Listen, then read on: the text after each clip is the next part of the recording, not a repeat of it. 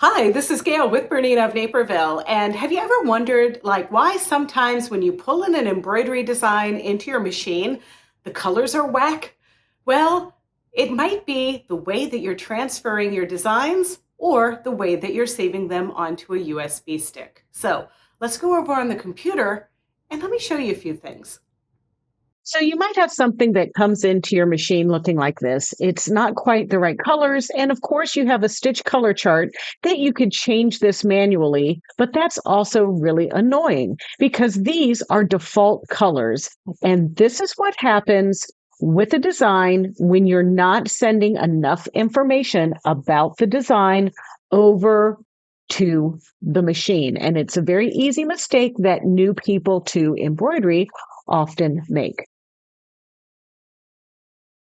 So let's kind of have a look when you download all of the files from someplace like OESD. So I'm going to use my Flamingo Pals as an example.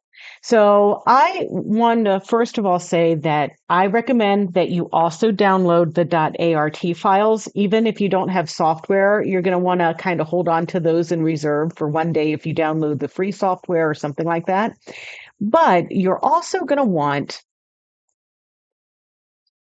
EXP files because I think Bernina does a good job of telling you that indeed it's the EXP files that will work on your machine.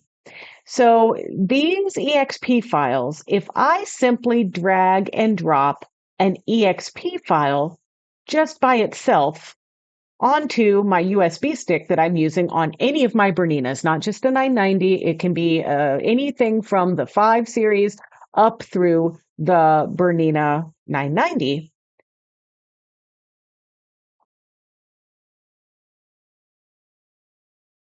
I'm going to get a relatively weird colored item. Okay. So let's have a look at that. And it's presenting in the odd colors, and we want to fix that. If we look at the chart, like I showed you earlier, all that we're seeing are these default colors. No brand is represented or anything like that. You're also going to have to individually find the colors from a color chart and assign them to the different things manually using the PDF of the color chart that is provided when you download the designs. Nobody has time for this. I don't think.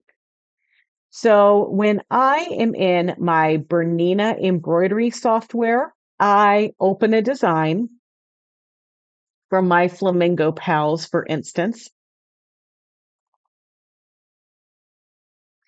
I have software, so I like to open the .art files. It gives us the purest version of the file, gives us a lot of editing options when we're in the software and all of that kind of stuff. So there are ways, and we look at this design transfer stuff. So this sewing machine icon here, let me turn on my highlighter so we can all see this.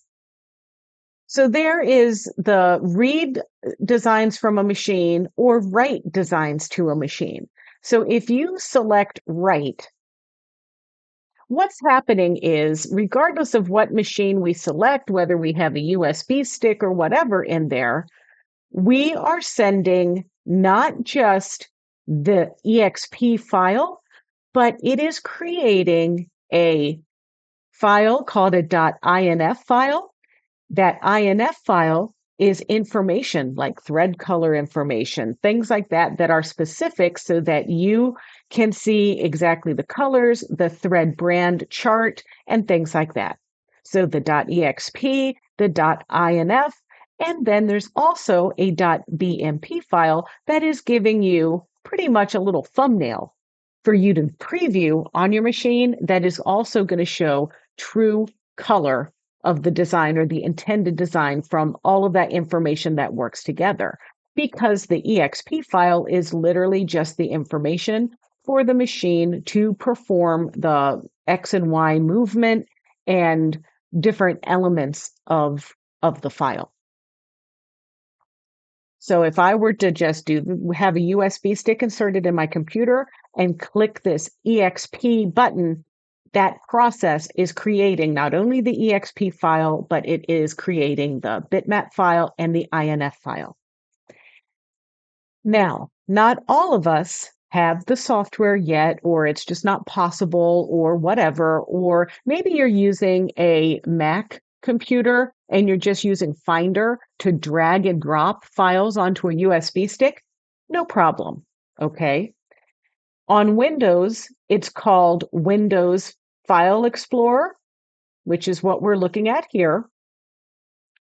So now we look for look at that. We have a BMP file. So let's click on that. And then I'm going to scroll to look for my EXP one. And I'm doing this one here. So I'm going to hold down Control and select it. Then I'm going to look for the INF file. And there it is. And you have to make sure that the number matches. So you can see I've picked 80376-01. I've picked the same number, but with the EXP. And then I've picked the same number with the BMP. So now when I drag these designs over onto my USB,